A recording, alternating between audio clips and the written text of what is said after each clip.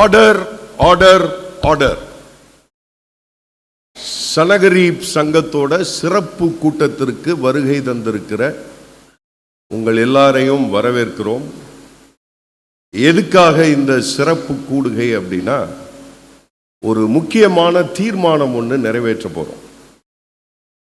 இயேசு கிறிஸ்துங்கிறவர் நம்முடைய யூத மதத்தினுடைய சடங்காச்சாரங்களையும் பாரம்பரியங்களையும் உடைச்சிக்கிட்டு இருக்கிறாரு. அதனால அவரை மரண தண்டனைக்கு ஒப்புவிக்க வேண்டும்னு தீர்மானம் நிறைவேற்ற போறோம். தீர்மானம் நிறைவேற்றுகிற ப்ரொசீஜர் ரொம்ப சிம்பிள். சனகரீப் சங்க உறுப்பினர்களுடைய பெயர் ஒவ்வொன்றாக வாசிக்கப்படும். எந்திரிச்சு நின்று உங்கள் கரங்களை உயர்த்தி ஓட்டு போட்டு உட்காருங்க. அறிவிப்பு கொடுக்கப்பட்டது. முதல் பெயர் வாசிக்கப்பட்டது. ஜோனத்தன். சேர் அசைகிற சத்தம் கேட்டது. ஜோனத்தன் எந்திரிச்சு நின்னாரு, கையை உயர்த்தினாரு, ஓட்டு போட்டார், உட்கார்ந்தார். ஜூடா எந்திரிச்சார், ஓட்டு போட்டார், உட்கார்ந்தார். அனானியாஸ், சேர் அசைகிற சத்தம் கேட்டுச்சு, எந்திரிச்சார், ஓட்டு போட்டார், உட்கார்ந்தார். It's all just a drama, you know. ஏற்கனவே எல்லாம் முடிவெடுக்கப்பட்டு தீர்மானம் எடுக்கப்பட்டு ஒரு ட்ரெடிஷனுக்காக, ஒரு ரிச்சுவலிஸ்டிக்காக இது நடைபெற்று கொண்டே இருக்கிறது. பெயர் வாசிக்கப்படுகிறது. ஒவ்வொருத்தராக எந்திரிக்கிறாங்க, ஓட்டு போடுறாங்க, உட்கார்றாங்க. பேர் போய்கிட்டே இருக்கிறப்போ ஒருத்தருடைய பெயர் வாசிக்கப்பட்டது. Joseph of Arimathea. அரிமத்தியா ஊரானாகிய யோசேப்பு. பேர் வாசிச்சா சேர் அசைற சத்தம் கேட்கல. ஜோசப் இருக்கீங்களா? எல்லாரும் திரும்பி பார்த்தாங்க. ஜோசப் அங்கதான் உட்கார்ந்துருந்தார், எந்திரிக்கல, சேரை விட்டு எந்திரிக்கல. அந்த தீர்மானத்திற்கு ஆதரவாக அவர் ஓட்டு போடலை. எல்லாரும் யோசிச்சாங்க, ஏடாச்சு இந்த ஆளுக்கு, அவருடைய எவ்வளோ பெரிய ஒரு பதவியை விட போறாரு, சனகரீப் சங்கத்திலிருந்து அவரை தூக்கிடுவாங்க, அதெல்லாம் அவருக்கு தெரியாதா? ஜோசப் எந்திரிக்கவே இல்லை, கடைசி வரைக்கும் எந்திரிக்க. ஒருவேளை நான் சொன்னது கதை அப்படின்னு நினைச்சீங்கன்னா, லூக்கா 23வது அதிகாரத்துக்கு வாங்க. லூக்கா 23வது அதிகாரம் 51வது வசனத்தை நான் வாசிக்கிறேன். அவன் யூதருடைய பட்டணங்களில் ஒன்றாகிய அரிமத்தாயாவிலிருந்து வந்தவனும் தேவனுடைய ராஜ்யத்துக்கு காத்திருந்தவனும், அடுத்து வருகிறது, யூதர்களுடைய ஆலோசனைக்கும் செய்கைக்கும் சம்மதியாவதுமாய் இருந்தான் அப்படின்னு வருது. He did not agreed to their plan and action. அவர்களுடைய திட்டத்திற்கும் செயல்பாட்டிற்கும் அவன் உடன்படவில்லை என்று நாம் வாசிக்கிறோம்.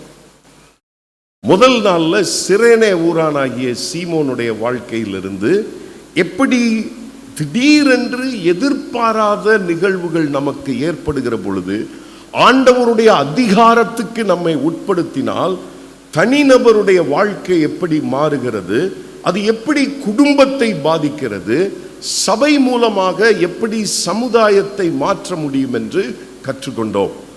நேற்றைய தினத்தில் பொந்தியு பிலாத்துவினுடைய வாழ்க்கையில இருந்து என்னுடைய சித்தத்திற்கும் ஆண்டவருடைய விருப்பத்தையும் நிறைவேற்றுவதற்கு நடைபெறுகிற போராட்டத்தினுடைய விளைவு, ஏன் பொந்தியு பிலாத்துவினால் ஆண்டவருடைய சித்தத்திற்கு தன்னுடைய வாழ்க்கையை ஒப்பு கொடுக்க முடியவில்லை என்று 3 காரணங்களை கண்டறிந்தோம்.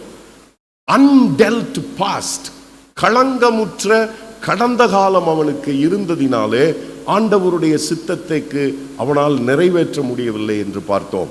அது மாத்திரமல்ல, தன்னுடைய உலக ஞானத்தையே அவன் நம்பிக்கொண்டு இருந்ததினாலே ஆண்டவருடைய சித்தத்திற்கு அவனால் விட்டு கொடுக்க முடியவில்லை என்று பார்த்தோம். இன்றைய தினத்தில் அரிமத்தியா ஊரானாகிய யோசேப்பினுடைய வாழ்க்கையிலிருந்து ஒரு சில பாடங்களை நாம் கற்றுக்கொள்ள இருக்கிறோம். இவனுக்கு ஒரு பேர் கொடுக்கணும் அப்படின்னா நான் என்ன பேர் கொடுத்திருக்கிறேன் அப்படின்னா ஃபேஸ் ஆஃப் ஃபியர், பயத்தினுடைய உருவம்.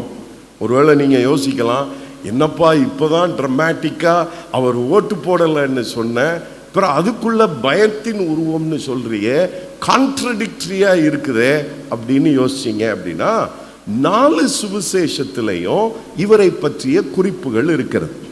கொஞ்சம் ஒவ்வொரு சுவிசேஷமா போய் இவரை பற்றி என்ன சொல்லி இருக்கிறதுன்னு பார்த்தோம் அப்படின்னா ஒரு சில காரியங்களை நாம் புரிந்து கொள்ள முடியும். முதல்ல லூக்கால இருந்து ஆரம்பிப்போம். லூக்கா 23வது அதிகாரத்துக்கு திருப்புங்க.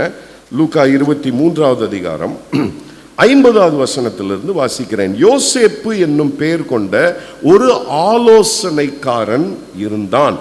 ஆலோசனைக்காரன்னா நீங்க கவுன்சிலர்னு நினைச்சிடக்கூடாது. என்ன அப்படின்னா ஆலோசனை சங்கம் என்பது சனகரீப் சங்கத்திற்கு இருந்த இன்னொரு பெயர்.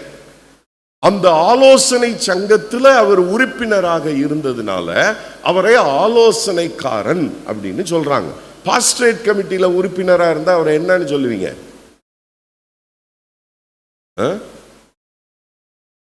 பிசி மெம்பர்னு சொல்லுவீங்க. பிசினா என்ன அர்த்தம்?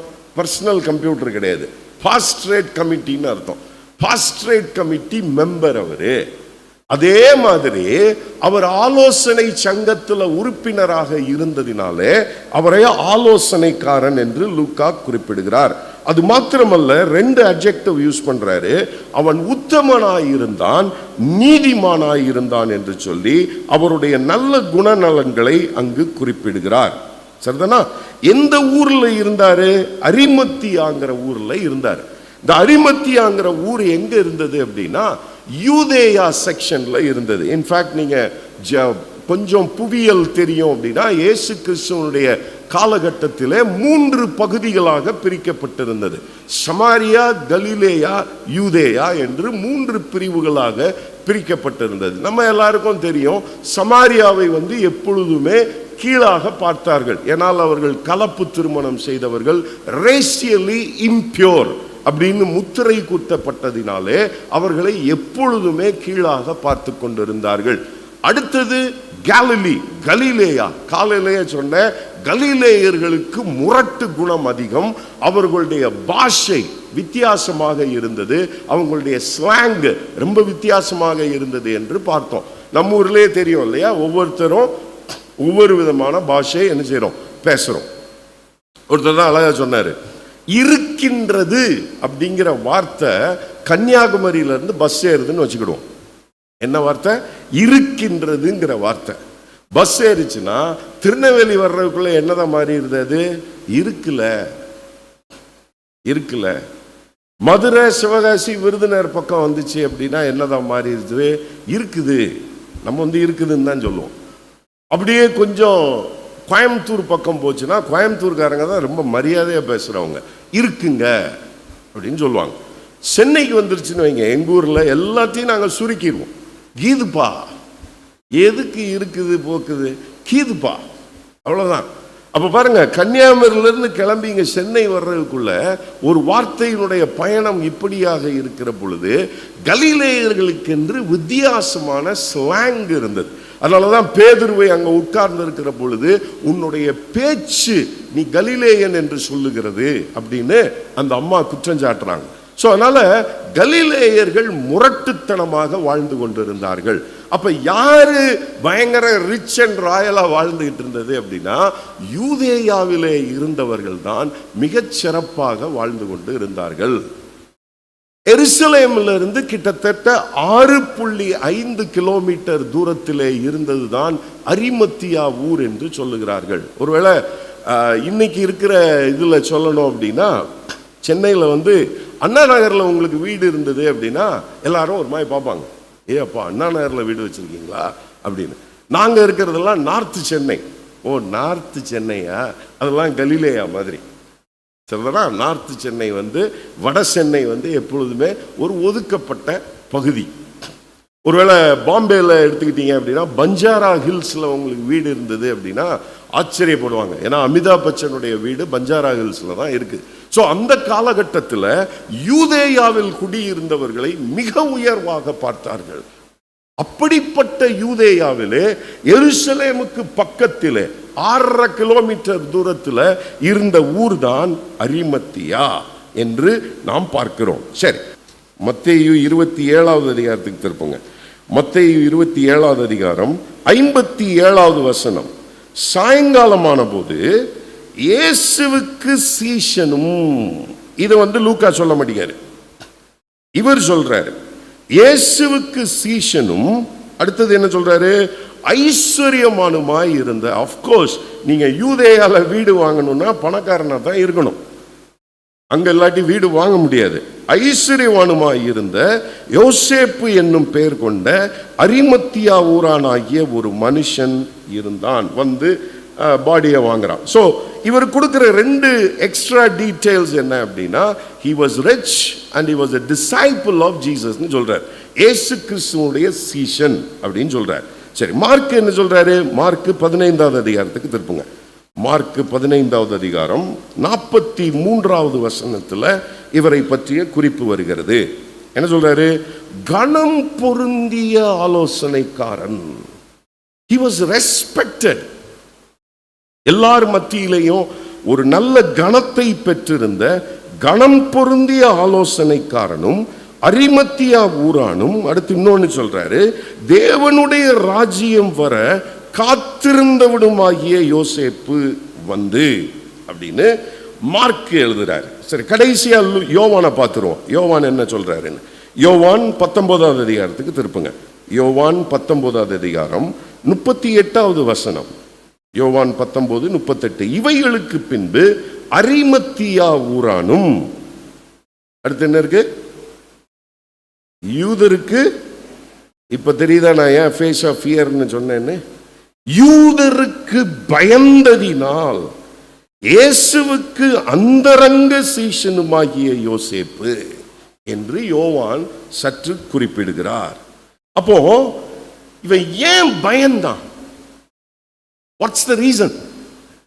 இந்த சனகரீப் சங்கத்தை குறித்து ஒருவேளை உங்களுக்கு ஏற்கனவே தெரிந்திருக்கலாம். 71 பேர் அதில் உறுப்பினராக இருந்தார்கள். ஹை பிரீஸ்ட் தான் அதற்கு தலைவராக இருப்பார். பிரதான ஆசாரியர் தான் இந்த ஆலோசனை சங்கம் அல்லது சனகரீப் சங்கத்திற்கு அவர் தலைவராக இருப்பார், வழி நடத்துவார்.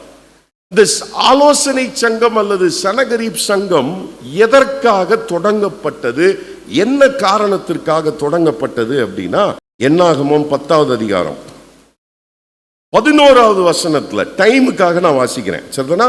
2ஆம் வருஷம் 2ஆம் மாதம் அப்படின்னா எகிப்திலிருந்து அவங்க வெளியே வந்த 2வது வருஷம் இந்த சம்பவம் நடைபெறுகிறது. அந்த டைமை மட்டும் நோட் பண்ணிக்கோங்க. 2nd year from Egypt. என்ன நடக்குது? 11வது அதிகாரத்துக்கு வந்துருங்க. 11வது அதிகாரம் 16வது வசனம். அப்பொழுது கர்த்தர் மோசேயை நோக்கி, இஸ்ரவேல் ஜனங்களுக்கு மூப்பரும் தலைவருமானவர்கள் இன்னார் என்று நீ அறிந்திருக்கிறாயே, அந்த மூப்பரில் 70 பேரை கூட்டி அவர்களை ஆசரிப்பு கூடாரத்தில் அங்கே உன்னோடு கூட வந்து நிற்கும்படி செய். இந்த 70 பேரும் மோசே காலத்தில் மோசேக்கு உதவியாக மக்களை நல்வழிப்படுத்துவதற்கும் மக்களுக்கு சரியான போதனைகளை கொடுப்பதற்குமாக உருவாக்கப்பட்ட ஒரு அமைப்பு என்று ஒரு கருத்து இருக்கிறது. இன்னொரு கருத்து என்ன சொல்றாங்க அப்படின்னா, இல்லைங்க, இது இன்டர் டெஸ்டமெண்டல் பீரியட்ல தான் உருவானது. இன்டர் டெஸ்டமெண்டல் பீரியட்னா பழைய ஏற்பாட்டிற்கும் புதிய ஏற்பாட்டிற்கும் இடைப்பட்ட 400 ஆண்டு காலத்திலே இஸ்ரவேல் மக்களை சரியாக வழிநடத்தி செல்வதற்காக, அவர்களுக்கு போதனைகளை கொடுப்பதற்காக ஆரம்பிக்கப்பட்ட அமைப்பு தான் இந்த சனகரீப் சங்கம் அல்லது இந்த ஆலோசனை சங்கம் என்று ஒரு சில வரலாற்று ஆசிரியர்கள் சொல்லுகிறார்கள். எது எப்படியோ நோக்கத்தை நீங்கள் கவனிக்க வேண்டும். என்ன பர்பஸ்க்காக சான்ஹெட்ரின் அல்லது சனகரீப் சங்கம் துவங்கப்பட்டது என்று சொன்னால், இஸ்ரவேல் மக்களை வழி நடத்துவதற்காக, இஸ்ரவேல் மக்களை போதனைகளை கொடுத்து அவர்களை சரியான பாதையிலே வழி நடத்துவதற்காக ஆரம்பிக்கப்பட்ட ஒரு மிகப்பெரிய உன்னதமான நோக்கத்திற்காக, with a larger vision and a greater purpose, மிகப்பெரிய நோக்கத்திற்காக மிகப்பெரிய திட்டத்தோடு கூட ஆரம்பிக்கப்பட்டதுதான் இந்த சனகரிப் சங்கம். ஆனா இந்த சனகரிப் சங்கம் எப்படி போய் நின்றுருக்கு தெரியுமா? பரிதாபமா இருக்கு. அதை படிச்சீங்கன்னா எப்படி போய் நின்றுக்குன்னு பார்த்தீங்கன்னா, எல்லாவற்றையும் விளக்குவதற்கு நேரம் இல்லை. ஏன்னா நான் பஸ்ஸை பிடிக்கணும் 9 மணிக்கு. ஸோ சீக்கிரம் சொல்லி முடிக்கிறேன். என்ன எவ்வளவு மோசமா நிலைமை நிற்கிது அப்படின்னு பார்த்தீங்கன்னா, யூதாசினிடத்தில் போய் இயேசு கிறிஸ்துவை காட்டி கொடுப்பதற்கு உற்சாகப்படுத்தி யூதாசோடு பேரம் பேசியது இந்த சனகரிப் சங்கம். எதற்காக ஆரம்பிக்கப்பட்டது? மக்களை நல்வழிப்படுத்துவதற்கும், மக்களுக்கு தலைமைத்துவ பொறுப்பு கொடுத்து அவர்களை சரியான பாதையில் நடத்துவதற்காக ஆரம்பிக்கப்பட்ட ஒரு அமைப்பு எங்க போய் நிக்குது?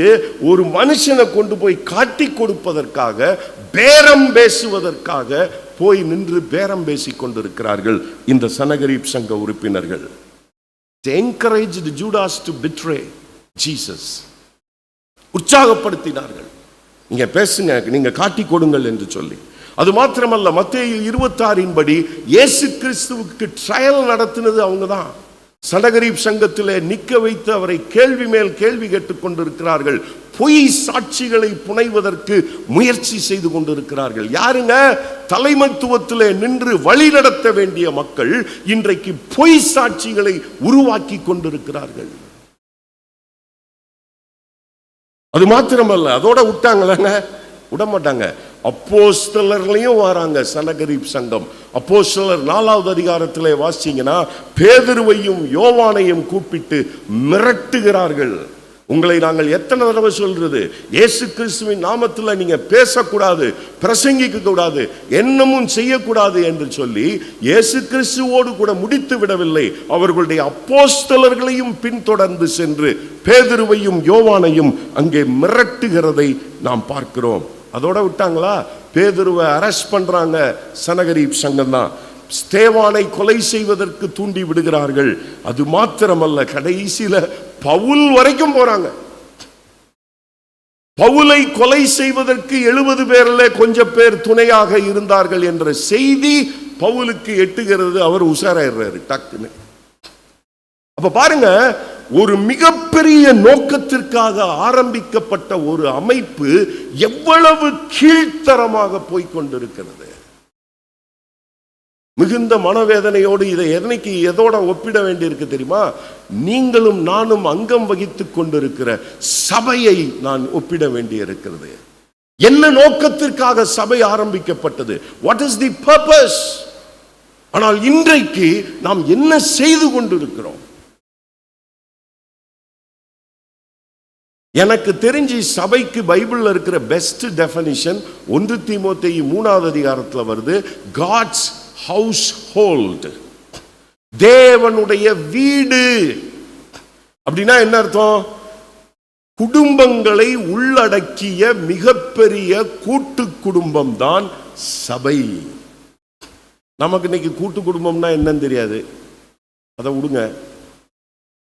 பல குடும்பங்களை உள்ளடக்கிய ஒரு பெரிய குடும்பம் சபை. நிறைய அதுக்கு ஆதாரம் சொல்ல முடியும். நம்ம கடவுளை எப்படி கூப்பிடுறோம்? அப்பான்னு கூப்பிடுறோம். பவுலப்போஸ்தலன் ஒரு இடத்துல எழுதுறாரு, உன்னுடைய சொந்த குடும்பத்தை ஒழுங்கா வழி நடத்த தெரியாதவனை சபையில என்ன செய்யாத, தலைவரா போடாது. என்னையா என்ன அர்த்தம்? என்ன அர்த்தம் அப்படின்னா, உன் குடும்பத்தையே ஒழுங்கா ஒளியான நடத்த முடியல அப்படின்னா இவ்வளவு பெரிய கூட்டு குடும்பத்தை உன்னால் எப்படி நடத்த முடியும்? ஆனால் இன்றைக்கு சபை என்பது உண்மையிலேயே குடும்பமாக இருக்கிறதா? யோசிச்சு பாருங்க. குடும்பம் அப்படின்னா அங்க உறவு இருக்கும். குடும்பம்னா பக்கத்தில் இருக்கிற ஒரு பேர் தெரியணும். குடும்பம்னா காணிக்க போட்ட உடனே பிச்சுட்டு ஓடுறதுக்கு பேர் குடும்பம் கிடையாது. மற்றவர்களுடைய சுக துக்கங்களிலே மற்றவர்களுடைய உண்மையான தேவைகள் என்ன என்று கண்டறிந்து அவர்களுக்கு உதவி செய்கிற குடும்பமாக ஆரம்பிக்கப்பட்டது சபை. ஆனால் இன்னைக்கு என்ன நிலைமையில இருக்கிறோம்? எல்லாத்தையும் வர்ஷிப் சர்வீஸ்க்கு மாற்றி வச்சிருக்கிறோம். அவ்வளவுதான். சபைனா just 1.5 hours of worship service. Prakash ஏசோடி அண்ணா அழகா சொல்லுவாரு, காலையில் 8:30 மணிக்கு வரணும், ஆண்டவரை பார்த்து ஹாய் காட்னு ஒரு வணக்கம் போடணும், 10 மணிக்கு பாய் காட்னு ஒரு வணக்கத்தை போட்டு போய்கிட்டே இருக்கணும். திங்கக்கிழமையிலிருந்து சனிக்கிழமை வரைக்கும் நீ என்னனையும் போனா எனக்கு என்ன, ஞாயிற்றுக்கிழமை வா. நானும் ஒரு சர்ச்சில் அசோசியேட் பாஸ்டர் தான். நிறைய பேர் எனக்கு தெரியும், வெளியே நின்றுட்டு இருக்கிறப்ப வந்து ஐயா தோத்துறையா தோத்துறையான்ட்டு அட்டண்டன்ஸ் போட்டு போவாங்க. இனிய பார்த்துக்கோயா, நான் வந்துட்டேன்யா, ஃபோன் பண்ணி கேட்காதையா. எல்லாத்தையும் அந்த 1.5 மணி நேரத்துக்குள்ள சுருக்கி முடித்து விடுகிறோம். That's not ஃபேமிலிங்க. It's not family. Church is more than that. சபை வாழ்க்கை என்பது அதற்கு மேலானதாக இருக்கிறது. ஒருவர் உண்மையான தேவைகளை அறிந்து அதை கண்டுபிடித்து அவர்களுக்கு உதவி செய்கிற குடும்ப அமைப்பு இன்னைக்கு எப்படி இருக்குதுன்னு யோசிச்சுக்கோங்க. ரெண்டாவது, பிஷப் வில்லியம் டெம்பிள்ங்கிறவர் ரொம்ப அழகா ஒரு ஸ்டேட்மெண்ட் சொன்னார் சர்ச்சை பத்தி. என்ன சொன்னார் தெரியுமா? Church is the only entity that exists in the world for its non-members. என்ன அருமையான ஸ்டேட்மெண்ட். என்ன சொல்றாரு? சபை என்பது உலகத்திலேயே இருக்கிற ஒரு என்டிட்டினா தமிழ்ல எனக்கு தெரியல, அமைப்புன்னு வச்சுக்கிடுவோமே, ஒரு அமைப்பு. என்ன அப்படின்னா நான் மெம்பர்ஸ்க்காக, உறுப்பினர் அல்லாதவர்களுக்காக இயங்குகிற ஒரு அமைப்பு. எது? சபை. யோசிச்சு பாருங்க, இன்னைக்கு அப்படியா இருக்கு? எல்லாமே யாருக்கு தான் செஞ்சுக்கிட்டு இருக்கிறோம்? உறுப்பினர்களுக்கு தான் செய்து கொண்டு இருக்கிறோம். ஒரே ஒரு மாசம் மாத்திரம் உறுப்பினர் அல்லாதவர்களை குறித்த ஒரு அக்கறை நமக்கு வரும். எது? டிசம்பர் மாசம். அவ்வளவுதான். வாப்பா வந்து சேலையை வாங்கிட்டு போ. ஐம் சாரி, அஃபண்ட் ஆயிடாதீங்க யாரும். அதனால நான் இன்னைக்கு இருக்கிற சர்ச்சஸ் எல்லாம் சர்ச்சுனே கூப்பிட மாட்டேன். It's all club. அவ்வளவுதான். ரோட்டரி கிளப் மாதிரி, லயன்ஸ் கிளப் மாதிரி. எங்க சர்ச்சில் ஒருத்தர் எந்நேரம் என்கிட்ட வந்து சொல்லுவார், ஐயா வியாபாரிகள் சங்கத்தில் உறுப்பினர் ஆகுங்க ஐயா. நான் கூட முதல்ல விளையாட்டுக்கு சொல்றாரு போலன்னு நினைச்சேன். பிறகு ஒரு நாள் ஆஃபீஸுக்கு வந்து உட்காந்து ரொம்ப நேரமாக கேன்வாஸ் பண்ணாரு. ஐயா நீங்க வியாபாரிகள் சங்கத்தில் மெம்பர் ஆகுங்க ஐயா. பிடிச்சி திட்டிவிட்டேன். யோ என்ன உனக்கு விளையாட்டா தெரியுதா? என்னைய பார்த்தா வியாபாரி மாதிரியா இருக்கு, நான் ஊழியம் பண்ணிட்டு இருக்கிறேன், என்னைய பிடிச்சி வியாபாரிகள் சங்கத்தில் மெம்பர் ஆகுங்கிறியாரு.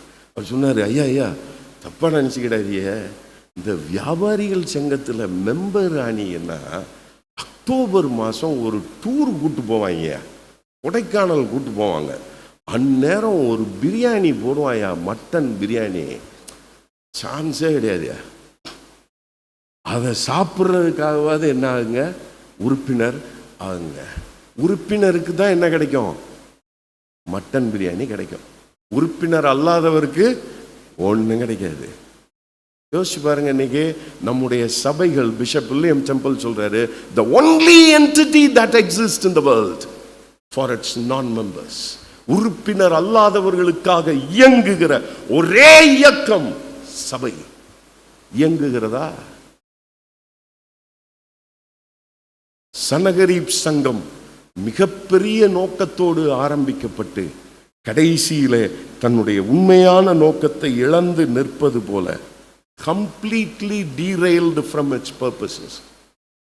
நம்முடைய சபைகளும் ஆரம்பிக்கப்பட்ட நோக்கத்தை, ஆரம்பிக்கப்பட்ட தரிசனத்தை விட்டுவிடக்கூடாதே என்கிற கவலையில் நான் பேசிக்கொண்டிருக்கிறேன். I'm not throwing stones. கல்லெடுத்து அடிக்கல, ஏன்னா நானும் இதுக்குள்ளதான் நிக்கிறேன்.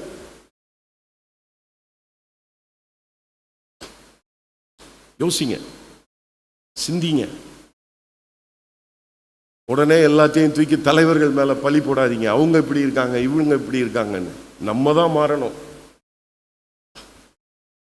நம்ம மாற ஆரம்பிச்சோம்னா எல்லாம் மாறும். நமக்கு இது வசதியா இருக்கு, 1.5 மணி நேரம் ஹை காட் பை காட் போட்டு போகிறது ரொம்ப வசதியாக இருக்குது. அதனால நமக்கு அப்படியே பழகி போச்சு. யோசிங்க, கம்ப்ளீட்டாக மாறி போய் கொண்டிருக்கிறோமா என்பதை நாம் யோசிக்க வேண்டிய காலகட்டத்தில் இருக்கிறோம்.